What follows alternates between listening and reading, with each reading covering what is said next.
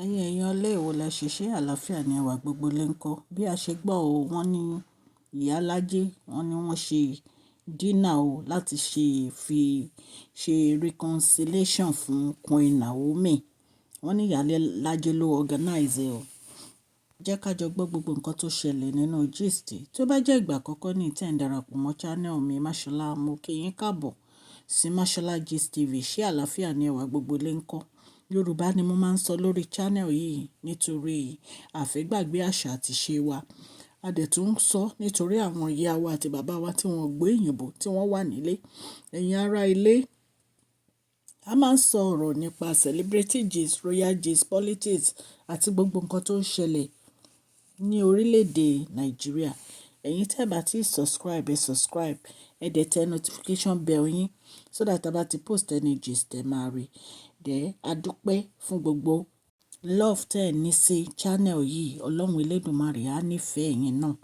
Ẹ jọ̀ọ́ ẹ bá wa tẹ thumbs up o so that a fi máa mọ̀ bóyá ẹ̀ ń gbádùn gist wa. Ẹ̀yin èèyàn lé, èyí mà tún lágbára o nígbà tí a gbọ́ pé iyalaje fẹ́ organize dinner fún Queen Naomi nínú palace.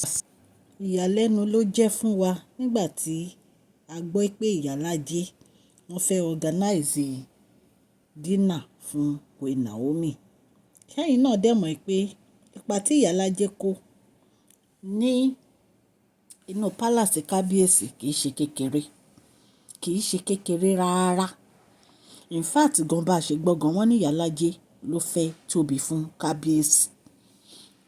Kò yé yín, iyalaje torment Queen Naomi nínú palace kì í ṣe nǹkan kékeré ní iyalaje gbé ṣe nínú palace. Mélòó la fẹ́ sọ, mélòó la fẹ́ wí. To the extent pé wọ́n fọwọ́sowọ́pọ̀ lórí Queen Naomi nínú palace. Àwọn nǹkan tí iyalaje gbé ṣe nínú palace yẹn kò ń ṣe kékeré. Ẹ̀yin èèyàn lé ẹ rántí voice video tó jáde síta ńgbà kan. Ó dùn mí pé mo ti delete voice video yẹn. Tí àwọn àti ó dàbí pé wọ́n ní step daughter tí ìyàwó bàbá àwọn kábíyèsí bí ni. Wọ́n náà wá jọ ń gossip lórí fídíò yẹn. Wọ́n jọ ń sọ̀rọ̀ pé who is she tàti ẹni Naomi. Ṣe bí virgin nígbà tí kábíyèsí fẹ́. Virgin ni. Ṣebí nǹkan tí bàbá fi fẹ́ nìyẹn. Wọ́n bẹ̀rẹ̀ sí ba Queen Naomi jẹ́. Ìgbà tí iyalaje máa sọ̀rọ̀ ló bá ní ọmọ ọ̀ràn kíran. Gbogbo wa la fi etí wa báyìí la fi gbọ́. Iyalaje lẹ́nu ẹ̀ Tóyìn Kọ́ládé. Ó ń pe Queen Naomi ní ọmọ ọ̀ràn kíran. Ọ̀rọ̀ yẹn tó bá ṣe èmi ni Queen Naomi kò lè tọ́nú mi láyé. Ṣùgbọ́n torí Queen Naomi jẹ́ èèyàn Ọlọ́run, wọ́n máa dáríjì yín náà ni. Ọ̀rọ̀ yẹn ti pọ̀ jù. Ọ̀rọ̀ tí iyalaje sọ lórí social media pẹ̀lú ẹni tọ́jọ́ ń gossip yẹn. Tá a bá wá fídíò yẹn àfi tó bá ti lọ delete, àwọn èèyàn gbé wọ́n play everywhere. Iyalaje ẹ̀yin wá dé, ẹ̀yin fẹ́ ṣe dinner ni. Tí Queen Naomi, kí ni Queen Naomi tiẹ̀ fẹ́ lọ, kí ni wọ́n fẹ́ lọ ṣe ńbẹ̀? Mo tiẹ̀ jẹ́rìí Queen Naomi. Mo jẹ́rìí Queen Naomi ò ní lọ láíláí. Kí ló dé tẹ ti Queen Naomi? Wọ́n ní kábíyèsí gangan ló stop iyalaje pé kó má wá palace àwọn ọmọ. Ẹ bá ti rí Queen Naomi báyìí inú á máa bí yín. Kí lẹni ẹlẹ́ni ṣe fún yín? Nítorí ẹni yìí ó carry glory wá látọ̀run ni. Ìpọ́nlọ̀ ń ṣe dá Queen Naomi ni. Kì í ṣe pé Queen Naomi kúkú ní gbéraga ẹni tí òun wọ earring. Abẹ́ rí earring létí Queen Naomi rí. Ẹ lọ wo etí Queen Naomi, ẹ lè rí earring ẹyọkan. Ẹ lè rí earring ẹyọkan báyìí létí Queen Naomi. Queen Naomi tí ò ní gbéraga jẹ́jẹ́ náà máa ń lọ. Ẹ wá ẹ wá bẹ̀rẹ̀ sí sọ̀rọ̀ burúkú nípa ẹ̀. Ẹ̀yin náà lẹ kó gbogbo àwọn Mariam yìí lẹ kó wọn mọ́ra. Lẹ ń ṣe ìwà burúkú, lẹ ń wíwà ọ̀dàlẹ̀ nínú palace. Tí iyalaje yìí ó lágbára. Queen Naomi tí ò ń sọ̀rọ̀ tó jẹ́ pé ẹ lè bá ọ̀rọ̀ ẹyọ kan báyìí lẹ́nu wọn ju pé kán gbàdúrà lọ àbí kán preach. Ẹ wá dojúlé ẹni ẹlẹ́ni. Ẹ wá ṣe tán ní ìṣẹ̀lẹ̀ fẹ́ ṣe dinner reconciliation.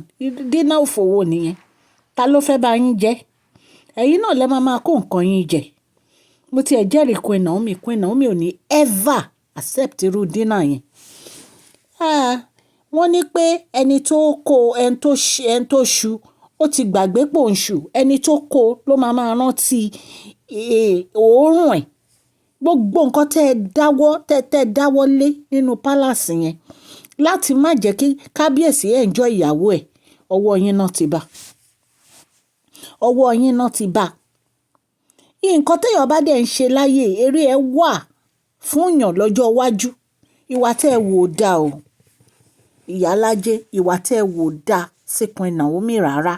Lóòótọ́ ẹ lè ti tọrọ ìdáríjì ẹ̀ṣẹ̀ o, ṣùgbọ́n àwọn nǹkan tẹ́ ẹ ti ṣe kò ṣeé gbàgbé. Wọ́n lè forgive yín mọ́, kì í ṣe nǹkan téèyàn lè gbàgbé. Ó máa wá sí memory èèyàn ní every time. Inú ń bí yín nítorí pé màmá Queen Naomi ó close mọ́ Queen Naomi, ẹ̀gbọ́n Queen Naomi ó close mọ́ Queen Naomi, àwọn àbúrò close family ni wọ́n, ẹ̀ẹ́dẹ̀ lè separate wọn. Bẹ́yìn náà ní family tiyín, kí wá ló dé? Kí wá ló dé tẹ́ jẹ́ kẹ́ni ẹlẹ́ni kó enjoy palace? Anyway, gist tá a gbọ́ nìyẹn o, ẹ̀yin èèyàn. Wọ́n ní ìyálájé ló ń fẹ́ ṣe